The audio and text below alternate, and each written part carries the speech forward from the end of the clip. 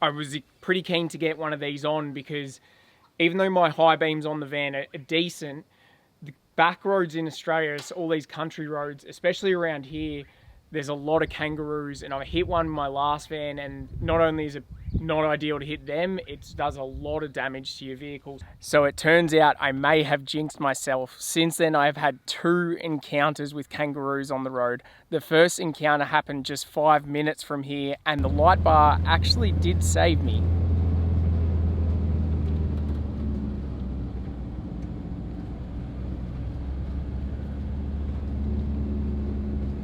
However, on the second encounter, the bull bar was what saved me.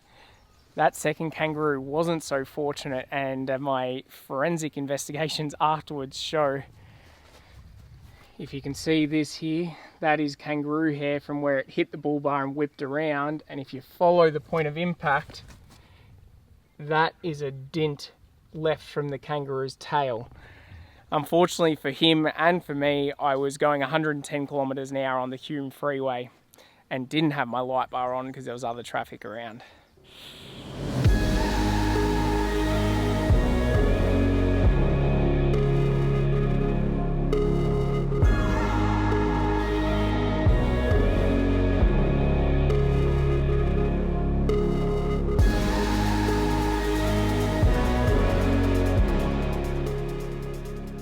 Poor Skip. Welcome everyone to build episode number 20. It is an absolute belter of a day here on the farm today, and before I jump straight into the actual build, there's a couple of things that I wanted to address. First off, I wanted to say a huge thank you. There is already 50 or over 50 freaking thousand of you that have chosen to subscribe to the new Max and Occy channel and join this next adventure. So thank you so much from me, and I'm sure if Occy was here, he would thank you too. And that actually brings me on to my next point. It is currently Occytober. It is Occytober this month, which means that Occy is flying in very shortly. I am waiting for the final confirmation, but it sounds like in the end of this week, Occy's touching down in Australia. He then has 10 days quarantine. So quite possibly the next episode could be the Occy reunion. Possibly, depending on how slack I am between now and then. I might get one more build video out between then. But for this one, I was focusing on the absolute finishing touches of the kitchen, and I have to say it is coming up nicely. Before I can get too much into it, the first task was finishing the countertops, and I believe it happened in here.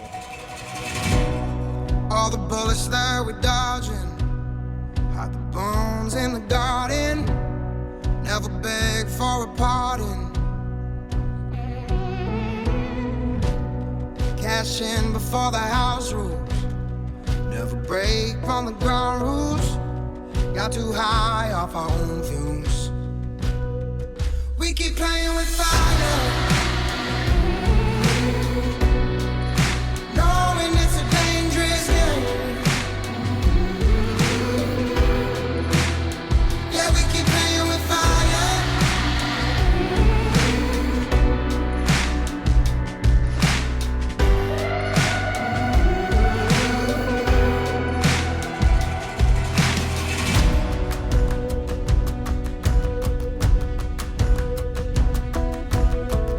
Third coat is on the countertops, and they have come up an absolute treat. I really love kind of this part of the van build, the final finishing of the woodwork, because it's just so nice to work with that wood. And I love a couple of the features on this one, like the edging along here has come up really nice. And you can see the knot holes I filled in with the epoxy resin are coming up beautifully. And as I said in the last episode, it kind of really makes them a feature rather than a blemish on the wood. And this is what I use as the protectant. It's natural, food safe, and will keep any water from penetrating the wood.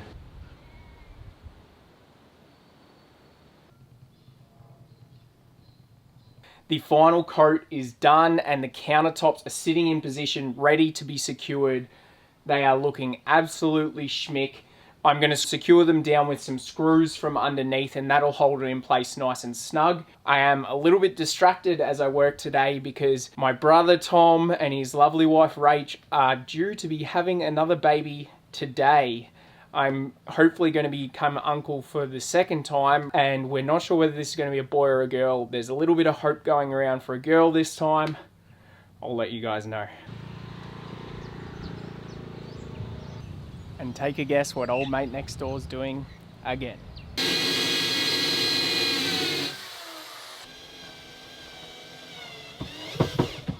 Well, I was just actually about to check in with you all because I have finished the first lid. It is working like a charm.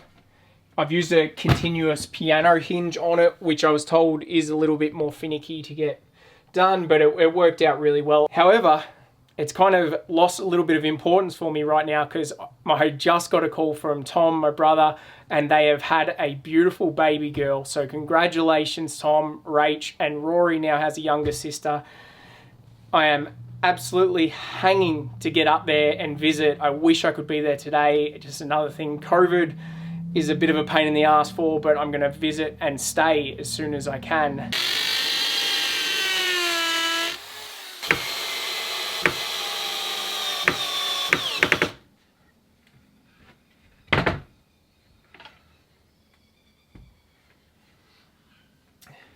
And as you can see on the sides, these kind of take your weight when you're sitting on it, the cabinet carcass. But this does take a bit of flex, and that's why it's important to kind of get those screws in right. But that's super strong. That'll do the job nicely.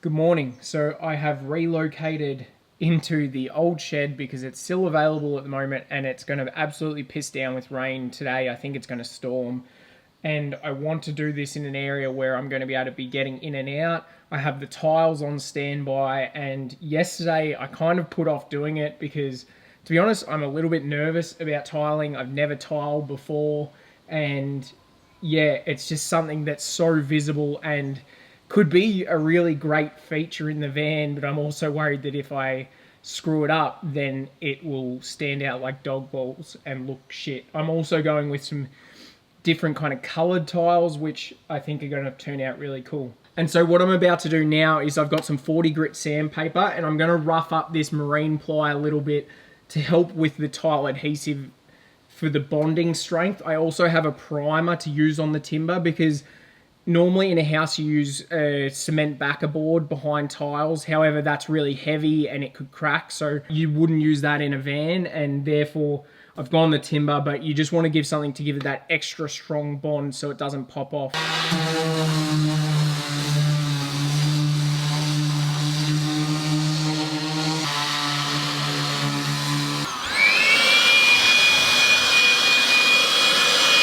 So that is now nice and roughed up. As you can see, I made a bit of a mistake with this power point as well. I put it initially a bit too close to the sink, which I don't think is allowed, so I've moved it over a bit more so it's a bit more centered between the sink and the cooktop. And I've also ran a bead of silicone there, and that is just to make a membrane to stop any water being able to fall out the back, because the tiles will sit on top of this, and it just means, yeah, no water will be able to run underneath and go down.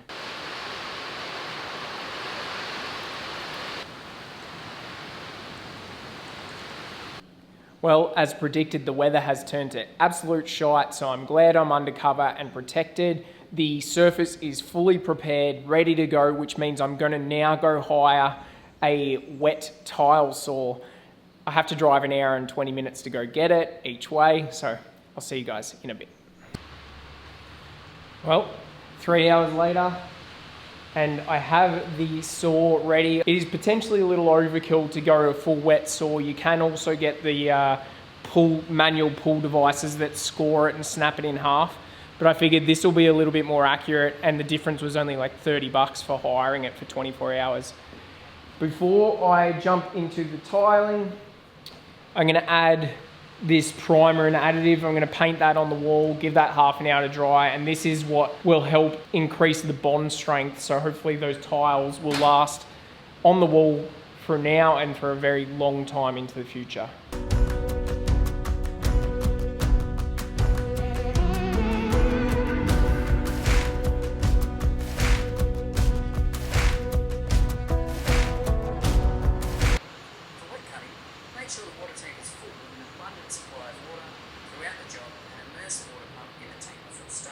It is getting wild out there. Okay, so finally, this is the tile that I have chosen.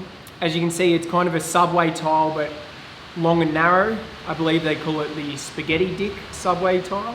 And I've gone, I don't know if the camera will really show it up, but this is an ocean blue color, which I'm really stoked with. I think it's gonna add that little pop. I promised a bit of color coming. This is part of it. Now, as the wet saw didn't come with a bump stop that would allow me to keep the same measurement, I've decided to make my own. So I've just put a piece of wood there, I've clamped it in place. Traditional pattern is kind of half over half. And therefore, when you start at the start of the wall, you need to start with a half piece.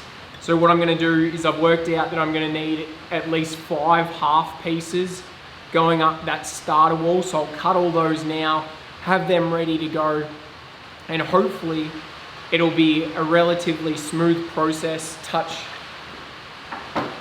wood.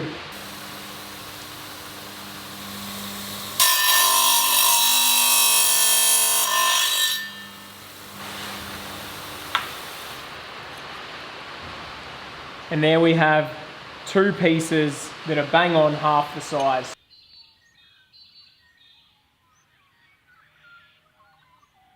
Good morning. Well, after some indecision last night on my part, I have completely changed up the tile adhesive I'm going for. I've switched out from a cement-based adhesive, which I was worried would kind of crack over time, to more of just a kind of, it's a glue.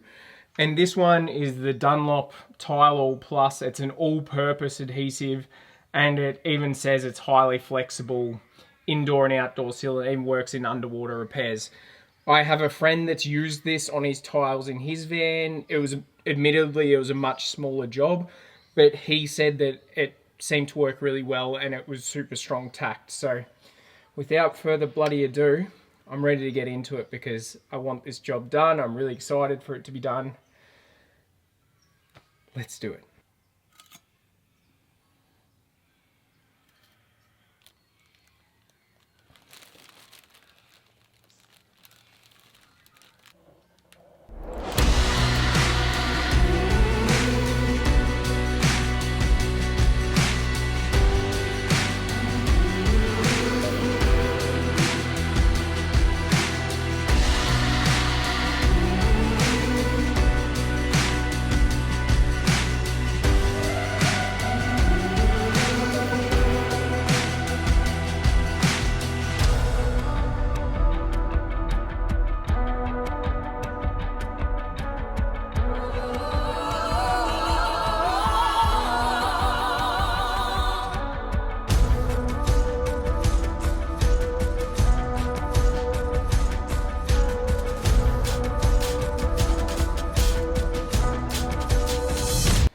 Well, the sun is finally out again. See you, ladies. And the tiling is almost done. I have to admit, this is a bit stickier and messier job than I had anticipated. So far, really happy with how all the materials are coming up. I'm very happy I changed glues because it seems to be a really strong stick. It's still allowing me to spread it, and it's a bit forgiving. However, it doesn't have that cement in it. So once it sets, there should be no way it's gonna come off. I am a little bit concerned about cleaning it off the tiles though.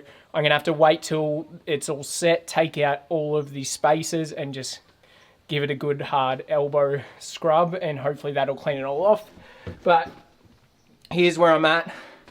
What do you guys think? Do you like the blue? You can reserve your judgment until you see the grout in there and it all cleaned up. All right, I better get back at it because I'm actually running late to return the tile saw now, so hopefully Bunnings doesn't sting me for that one.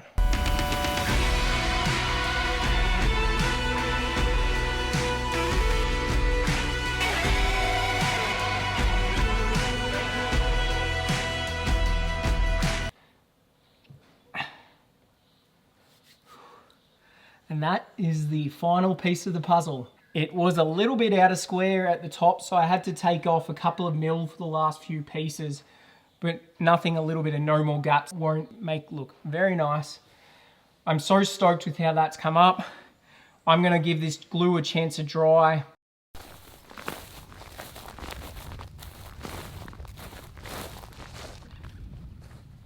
Good morning. It is a cracker of a day and I have spent the morning 3 hours cleaning in between these grout lines so I can put the grout in. Turns out I was right when I said it would be a pain in the ass to clean. The front was fine, but in between, the glue has been a nightmare. I've been using a combination of a screwdriver, paint scraper and a knife. That's not a knife. To try and get rid of as much as I can. There's still glue in there, but now I think I've got enough space to put the grout in. Now, I was tossing up using like a silicone instead of a grout because I know a lot of people are worried that the vibration is going to cause the grout to crack. However, anecdotally, I've got multiple friends that have put grout in their vans and it's been years and none of them have had any grout crack. So I am going to take the leap of faith and go with grout. I did choose one that's got some flexibility to it. It's a pre-mixed one, so I don't have to worry about getting the ratios right or anything.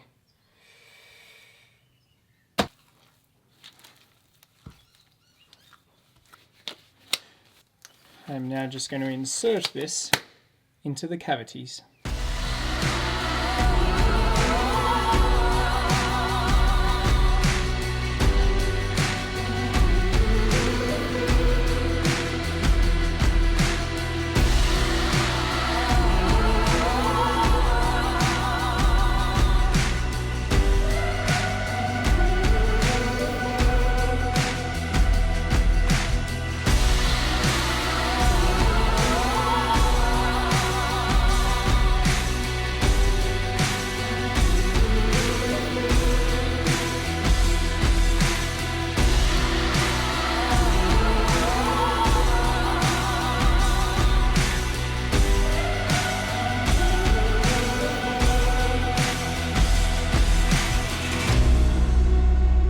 Well, there's still a little bit of grout haze on it, but I think that is looking sensational.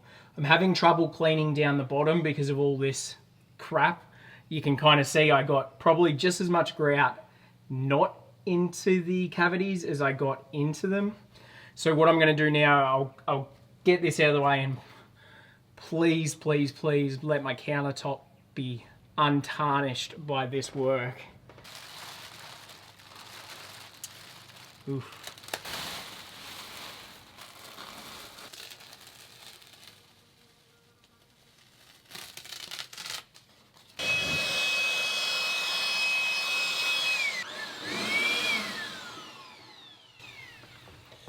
I think we're okay. Damn. Good afternoon. I almost started without you. I have given the grout 24 hours to dry. It's come up really well. I'm now going to drop in the sink, put the tap in and put the cooker in, and I think that's going to be it for me for this episode. And I realized I probably should have drilled the hole for this kitchen mixer beforehand because now I've got to do it and I've kind of got a lot of stuff in the way, but I think I should be able to make it. It's going to be a little tight, so hopefully it'll fit.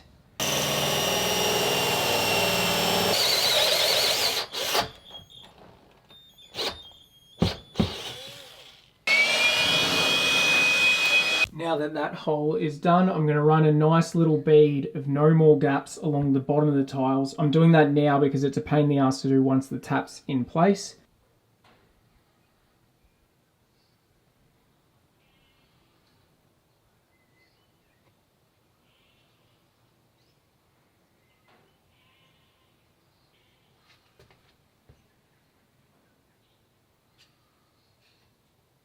Caulking, done. And if I never have to caulk again after this build, I will be very happy.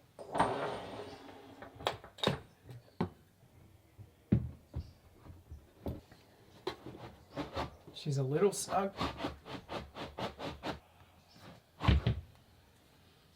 Whew. How is that for millimeter? millimeter perfect.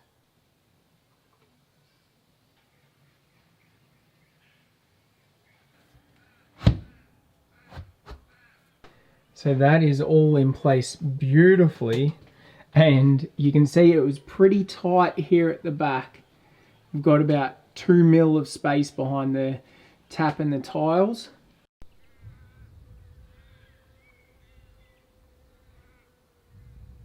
Good afternoon. I got a little hungry last night, so I left this for today. It is time for the final piece of the puzzle. Well, that one was a piece of cake to install. You literally just had to screw 4 attachments on from underneath and it holds it firm against the countertop. Some of you might recognize this one. It's the Ramblewood propane cooktop. It's the same one I put in the last van and I loved it in the last one. One of the best things about it is a lot of these cooktops that aren't completely RV specific are 240 volt or 110 volt, so they need mains power for their ignitions, whereas this Ramblewood one comes with the battery, so you just change that like once a year. It's super easy to swap in and out and your ignition is still electric, so super cool. And yeah, loved it in the last van. I think it's going to be golden in this one too. That is me bloody done for this episode, and wow, it is looking like a different van. I have to say, I am so stoked. I've probably said that plenty of times this episode, but I am so stoked to have all of this done. I think it's looking great. And not only that, more importantly, is that I've made this kitchen super functional. So it's going to be really good for living full time in, and I can't wait to start using it. Next on the agenda is hooking up the water, so I've got running water in the taps. Also going to get the gas fitted very shortly, seat cushions, and put in my Lagoon table leg so I can drop it into bed mode. Other than that, it's just putting the fridge in. They're all relatively small tasks that I am lining up to have done by the time Occy is free. But in the meantime, in the next few days, I'm going to take some days off, go surfing now that restrictions have eased a little bit in Victoria, catch up with mates and enjoy it. Hope you guys are having a wonderful time wherever you are in the world. Be kind to one another, and I will see you all in the next episode. Maybe with Occy. Who knows? Bye, guys.